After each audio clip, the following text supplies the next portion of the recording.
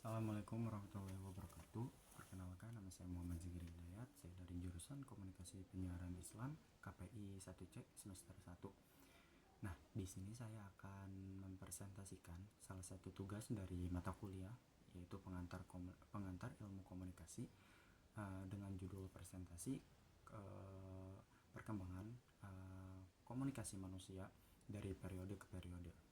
Sebelum masuk ke materi inti, izinkan saya memberikan sedikitnya kata pengantar mengenai apa yang bakal saya bahas di presentasi kali ini, yaitu mengenai ilmu komunikasi. Komunikasi atau ilmu komunikasi itu sendiri telah menjadi kebutuhan dasar, terutama bagi kita, manusia sebagai makhluk sosial. Dan komunikasi ini juga telah mengalami banyak evolusi, baik itu dari tahun ke tahun ataupun dari periode ke periode. Bahkan manusia-manusia yang hidup di zaman prasejarah telah mencari atau telah berupaya mencari bagaimana cara mereka bisa menyampaikan informasi-informasi atau ide-ide yang mereka miliki. Sehingga dari sini bisa kita ambil kesimpulan bahwasannya ilmu komunikasi ini adalah ilmu yang penting itu untuk kita bahas, untuk kita pelajari. Nah, oleh dari itu saya izin untuk membahas sedikit atau bahas sedikit dari beberapa periode-periode yang dialami oleh ilmu komunikasi. Oke, kita lanjut ke pembahasan. Di pembahasan kali ini saya akan membaginya menjadi 4 periode atau 4 tahapan evolusi dari ilmu komunikasi itu. Nah, yang pertama adalah periode tradisi retorika. Tradisi retorika. Yang kedua adalah periode pertumbuhan. Yang ketiga periode konsolidasi. Yang keempat adalah periode teknologi komunikasi. Nah, periode yang pertama ini dipakai ketika zaman kuno atau zaman Yunani kuno. Yang kedua dipakai ketika tahun 1960-an sampai Perang Dunia Kedua. Yang ketiga dipakai setelah Perang Dunia Kedua hingga tahun 1960-an. Nah, yang terakhir ini dipakai ketika mulai dari tahun 1960-an sampai ke tahun sekarang. Nah, kita masuk ke periode yang pertama, yaitu periode tradisi retorika. Di periode ini para peneliti atau ilmuwan itu menyebutnya periode zaman kuno atau zaman Yunani kuno. Nah, ilmu komunikasi di periode ini atau di tahun ini itu disebutnya retorika, dan masih sangat sederhana ya ilmu komunikasi pada periode ini. Nah, ilmuwan yang atau orang-orang tokoh utama di periode ini adalah salah satunya Aristoteles. Beliau adalah salah seorang yang pertama atau salah seorang yang meneliti dan mengorganisir ilmu komunikasi pada periode ini. Dan beliau juga menyumbangkan beberapa gagasan terhadap ilmu komunikasi pada tahun ini, yaitu gagasan-gagasan beliau yang dibagi menjadi 3, yaitu ethos, pathos, dan logos. Ethos di sini adalah kredibilitas sumber. Pathos di sini adalah hal-hal yang mencakup emosional. Nah, yang ketiga adalah logos. Logos di sini adalah fakta-fakta gitu. Yang berarti ketika kita ingin berkomunikasi, salah satu indikator untuk keberhasilan kita menyampaikan informasi atau ide kita adalah 3 hal ini. Kredibilitas dari sumber komunikasi kita.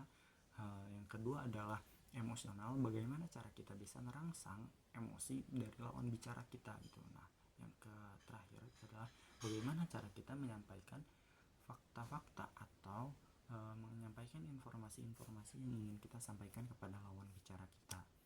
Nah, next ke pembahasan selanjutnya adalah periode pertumbuhan. Di periode ini atau di tahun ini ilmu komunikasi seenggaknya sudah maju sedikit ya, lebih unggul karena di sini ditandainya dengan adanya alat-alat komunikasi jarak jauh seperti radio, televisi ataupun telegram dan lain-lainnya. Nah, di tahun ini atau di periode ini juga munculnya bidang-bidang ilmu komunikasi seperti peran komunikasi dalam kehidupan sosial, komunikasi dan pendidikan, pendidikan, penelitian komunikasi dan komersial. Nah, itu ada beberapa sumber yang lahir ketika tahun 1900-an hingga Perang Dunia Kedua. Nah, kita lanjut ke materi selanjutnya, yaitu periode konsolidasi. Kenapa periode ini disebut periode konsolidasi? Karena pada tahun ini ilmu komunikasi sudah menjadi ilmu sosial ya. Ilmu komunikasi ini telah menjadi ilmu sosial sehingga mengalami yang sudah memiliki sifat yang namanya multidisipliner gitu. Terdapat berbagai ilmu di dalamnya, sehingga itu sudah mulai terjadi di tahun ini. Dan kristalisasi ilmu komunikasi juga terjadi di tahun ini, yaitu ditandai dengan dua hal.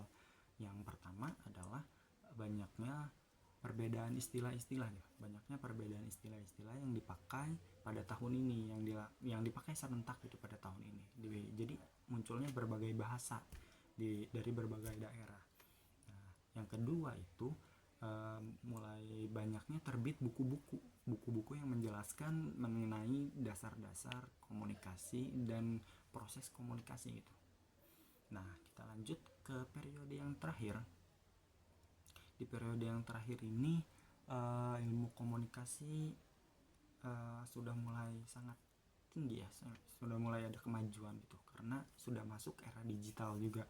Nah, di periode ini ilmu komunikasi kan sudah munculnya banyaknya produk ya, seperti handphone gitu untuk berkomunikasi, dan di dalamnya terdapat aplikasi-aplikasi atau media sosial yang dimana kita bisa menyampaikan informasi-informasi yang bisa kita sampaikan gitu, yang ingin kita sampaikan, seperti WhatsApp, Instagram, Facebook untuk zaman sebelumnya gitu. Oke, mungkin yang bisa saya sampaikan sekian.